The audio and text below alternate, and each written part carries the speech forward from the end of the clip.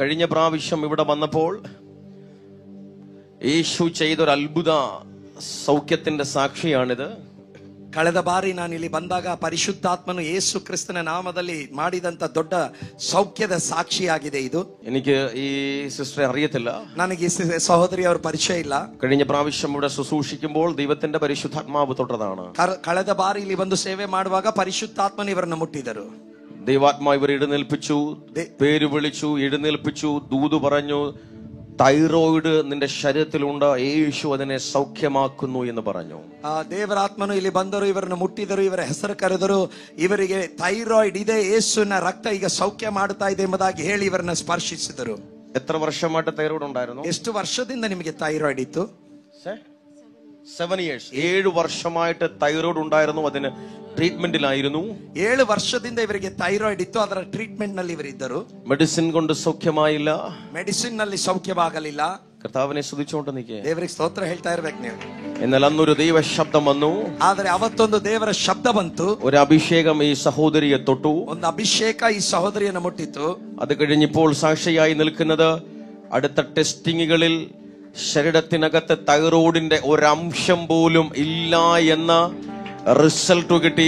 യേശു സൗഖ്യമാക്കി. ആ സാക്ഷിയായിട്ടാണ് ഇപ്പോൾ ഈ പ്ലാറ്റ്ഫോമിൽ നിൽക്കുന്നത്. ಆದ್ರೆ ಇವತ್ತಿಲ್ಲಿ ನಿಂತಿರೋದು, ಅವತ್ತು ಮೊದಲನೇ ಬಾರಿ ನಾನು ಬಂದಾಗ ಥೈರಾಯ್ಡ್ ಇತ್ತು, ಆದ್ರೆ ಇವತ್ತು ಟೆಸ್ಟ್ಗಳು ಮಾಡಿಸಿದಾಗ ಥೈರಾಯ್ಡಿನ ಯಾವ ಅಂಶ ಅಲ್ಲಿ ಇಲ್ಲ ಎಂಬುದಾಗಿರುವಂತ ಸಾಕ್ಷಿಯನ್ನು ಹೊತ್ತುಕೊಂಡು ಇವತ್ತಿಲ್ಲಿ ಬಂದು ನಿಂತಿದ್ದಾರೆ. പെട്ടെന്ന് വേഗത്തിൽ ഒന്ന് ടെസ്റ്റ് മണി പറഞ്ഞാട്ടെ. ಬೇಗನೆ ಟೆಸ್ಟ್ ಮನಿ ಹೇಳ್ರಿ. ದೇವರ ನಾಮಕ್ಕೆ ಸ್ತೋತ್ರವಾಗಲಿ. ನನ್ನ ಹೆಸರು ವಿನಯ್ ಅಂತ ಹೇಳಿಕೊಂಡು, ನಾನು ಮೊದಲ ಬಾರಿಗೆ ಇಲ್ಲಿಗೆ ದೇವ ಸೇವಕರು ಬರುವಾಗ, ಪ್ರವಾದಿಗಳು ಬರುವಾಗ ನಾನು ಒಂದೊಂದು ಸಿಸ್ಟರ್ಗೆ ಫೋನ್ ಮಾಡಿದ್ರು, ಹೀಗೆ ಬರ್ತಾರೆ ಅಂತ ಹೇಳಿಕೊಂಡು. ಹಾಗೆ ನಾನು ಇಲ್ಲಿಗೆ ಬಂದೆ.